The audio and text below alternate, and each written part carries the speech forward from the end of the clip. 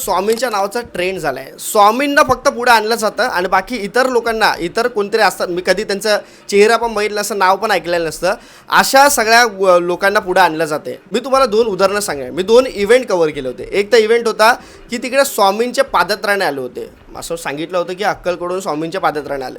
बरं, मी तिकडे गेलो. माझे घरचे सगळे होते. माझी एक मैत्रीण ती बदलापूरवरून आली होती, कारण तिला स्वामींच्या पादत्राणे येतात अक्कलकोटवरून, म्हणून ती बोलली की मी पण येते.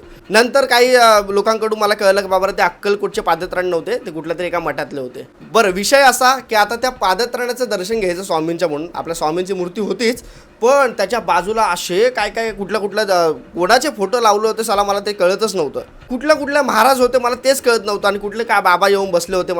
मी म्हटलं काय नक्की चाललंय काय स्वामींच्या नावाने. गेलो मी दर्शनाला, पुढे आपल्या स्वामींच्या पाया पडलो. बाकी हे लोक जे आहेत ना, ते बाबा कोण बसले होते किंवा काय त्या बाबांचा फोटो प्रत्येकाच्या पाया पडतात. बरं ठीक आहे, चला असेल काहीतरी बाबा, आपण काय एवढं लक्ष नाही देत. त्याच्यानंतर एक इव्हेंट होता तिकडे, स्वामींच्या पाया पडून झाल्यानंतर तिकडे 500 रुपयामध्ये इव्हेंट ठेवलं होतं. मी तुम्हाला मागच्या एका व्हिडिओ सांगितलं होतं.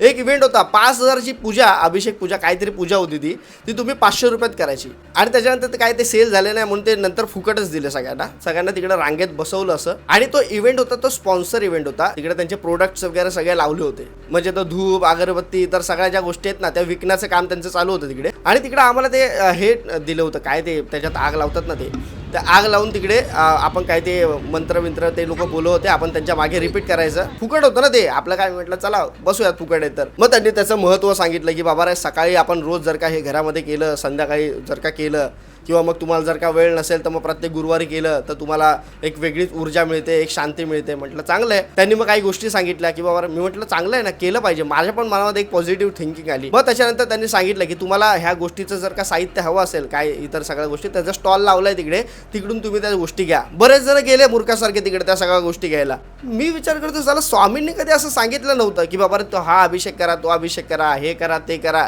आणि तेव्हा मी तुम्हाला प्रसन्न होईल.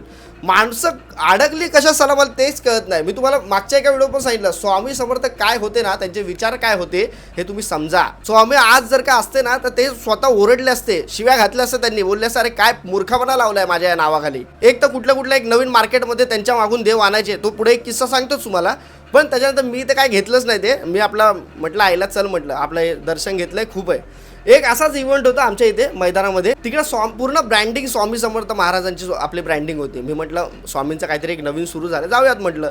तिकडं पण सेम तसंच सगळे काय फोटोज वगैरे ठेवले होते. स्वामींचे फोटो ठेवलेच आहेत, पण अजून कुठल्या तरी महाराजांचे वगैरे फोटो ठेवले होते. आणि विविध गोष्टी मग तिकडं पण विकायला ठेवल्या होत्या. इतर सगळ्या गोष्टी होत्या की तुम्ही व्हिजिट करा, कुठेतरी काय त्यांचा मठ होता. मग तिकडं पण काय गोष्टी सांगितल्या की स्वामींनी आम्हाला हे दिलंय, स्वामींकडून आम्हाला डायरेक्ट आलंय. मला खरंच मी तुम्हाला सांगतो ना, मला ह्या गोष्टीची चीड आहे.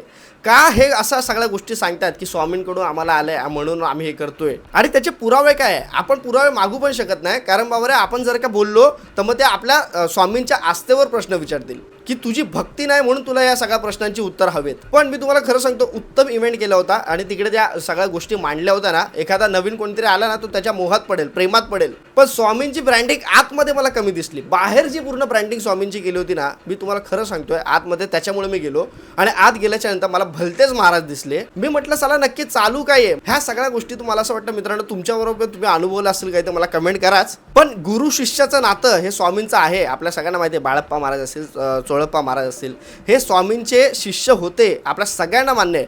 पण त्याची नाती काय होती, स्वामी त्यांना काय सांगायचे, स्वामी त्यांच्याशी कसे बोलायचे. बरं, आता हे जे सांगतायत ना की आम्ही बाबा रे स्वामींचे भक्त आहेत, ते असं सांगतील ना की बाबा रे मी चोळप्पा महाराजांचा भक्त आहे, असं वाया काय.